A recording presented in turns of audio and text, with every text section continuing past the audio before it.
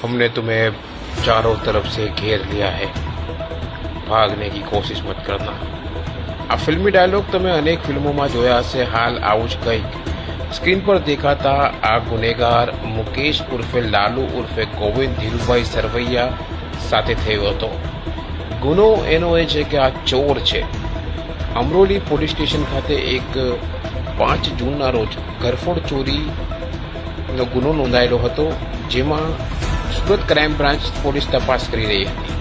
આ ગુનામાં આ આરોપી મુકેશ ઉર્ફે લાલુ ઉર્ફે ગોવિંદ ધીરુભાઈ સરવૈયા ગુનો આચરતી વખતે ઉપયોગમાં લીધેલ મોટરસાયકલ લઈને સિંગણપોર કોઝવેથી રાંદેર તરફ જઈ રહ્યો હતો।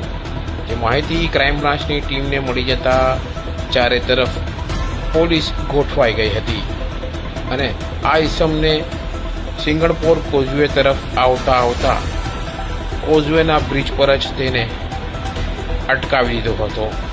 તેણે ચારે તરફ પોલીસની ફિલ્ડિંગનું આભાસ થઈ જતા આખરે તેણે બંને તરફ પાણી હોવાથી એક તરફ પોલીસ બીજી તરફ પાણી, તો તે પાણીની તરફ કૂદી ગયો હતો અને તેને તરતા આવડતું હોય એટલે તરતો નદીમાં આવેલા એક બેટ સુધી પહોંચી ગયો હતો અને બેટના ઝાડી ઝાંકરામાં સંતાઈ ગયો હતો।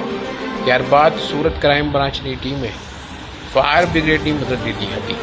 સુરત ફાયરની ટીમ પોતાની બોટ લઈને એ બેટના સ્થળે સુરત પોલીસની ક્રાઇમ બ્રાન્ચની ટીમ સાથે પહોંચી હતી, પણ આ ઇસમ ઝાડી ઝાંકરામાં એવો ક્યાંક ગોઠવાઈ ગયો હતો કે પોલીસને મળ્યો ન હતો। ત્યારબાદ મદદ લેવાઈ હતી ડ્રોન કેમેરાની। જી હા, ડ્રોન કેમેરાથી ભલભલા પકડાઈ જાય છે અને દેખાઈ જાય છે ત્યારે મુકેશ ઉર્ફે લાલુ ઉર્ફે ગોવિંદ ધીરુભાઈ સરવૈયા નામના આ ચોર ઈસમ સાથે પણ આવું જ થયું। તે ડ્રોનની નજરોમાં ઝાડીની ઝાંખરીઓ વચ્ચે ક્યાંક ગોઠવાયેલો દેખાયો અને ક્રાઇમ બ્રાન્ચની ટીમ આખરે તેને ડ્રોનની મદદથી દબોચી લાવી।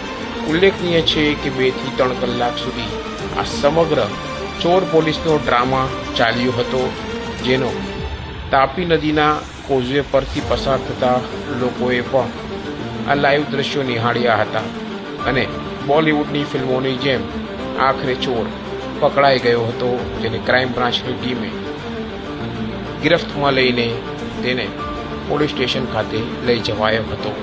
કેમેરામેન સાબિર અલી સૈયદ સાથે કાદિર શેખ, કર્તવ્ય ગુજરાત ન્યૂઝ, સુરત।